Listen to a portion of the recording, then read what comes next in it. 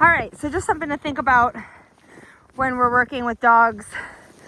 It's important to understand that just because a dog looks sad or is growling or is upset, it doesn't mean that something bad happened to them, or if they're scared.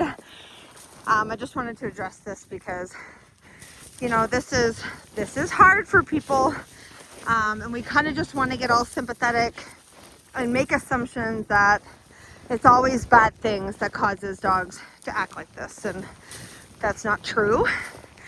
You know, it's really important that we take a look at the bigger picture with dogs, which is what I have to do when I take a dog to live with us. And, you know, we did not get it right. I did not expect this dog to be adult aggressive and have other problems, but she does, and that's okay. Like, it is what it is with rescue dogs. My whole point was to show people, when you get a rescue dog, this is what you could be getting. You don't know what you're getting, especially if you got a dog, you know, off the bus from Texas.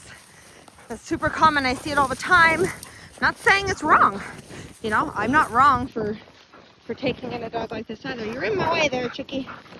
But if you're not prepared for it, and you don't have a setup for it, and you don't know what you should be doing, it can get really tricky, because even for me, I have to have some guesswork here and make mistakes, but make them safely. Because if we don't have any idea what we're doing, then we can get in trouble and somebody could get hurt, which is what we can't have. So that's important. But it's hard sometimes to see what our dogs will be okay with and what they won't be with in life. So I'll kind of give you an example. Something that we do is, especially with our long-term foster, Lainey, I will send her to my parents' house for the night. I've sent her with a friend, a veterinary technician. Shout out Brittany, best vet tech ever. She took Lainey and brought her to work, because I need to see how the dog's gonna act without me, or in an environment they're not familiar with.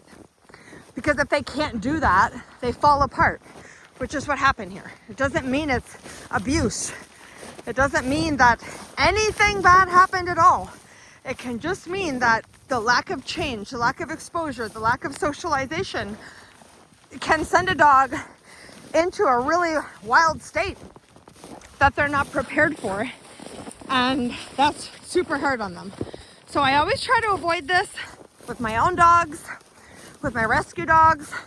She's not ready for it yet, but at some point I have to send her somewhere else and make sure that she's okay. Just as much as I have to send my dogs with other people. Because if they're always with me and only with me, and then they get sick and they gotta stay at the vet overnight, or I gotta go away, or I wanna go on vacation, I don't want them to be stressed. And that's the biggest reason why I don't own a boarding kennel anymore.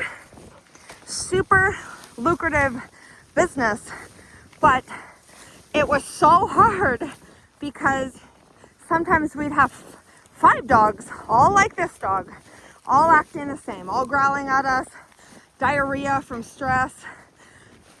Sometimes they'd throw up. They would not act right because they're just not used to being in those environments. And some dogs just never do well in a busy environment. That's rare, but it happens, particularly if you don't prepare them. So we can't choose to slow prepare this dog. We just kind of got her. So only she has the ability to make herself feel better. I can help her, which is what we're doing, but I have to pay attention to her emotion, because if I just focus on obedience and drop it and out and all the things that will help with possession, that will solve some of the issues. But if she's in bad emotion, then she's probably going to act out at some point, probably with somebody who's not being smart. And generally I will say children aren't that smart, but adults aren't that smart either sometimes. And by not smart, I just mean they don't understand what they're looking at when they look at a dog, which is kind of what happens in most scenarios, especially with this dog. Oh, poor thing. She's abused. She's, had bad things happen. She could or she couldn't. I don't think she did. But I think it's important that it doesn't matter to the dog. Like, even in Lainey's case, where she was locked up for 3 years, never went anywhere, never seen anything, it doesn't make any difference. Dogs don't care about the past. They don't think about it. It doesn't matter. So they live in the moment. And that's the cool thing about dogs. It's too bad that people didn't do the same thing, because we would be so much easier to fix when it comes to trauma. Anywho, we're going to continue our walk. It's a long one today. It's been a big day. So we're taking lunch, and then we gotta go grab our other pups and get them all out for their walks and playtime as well.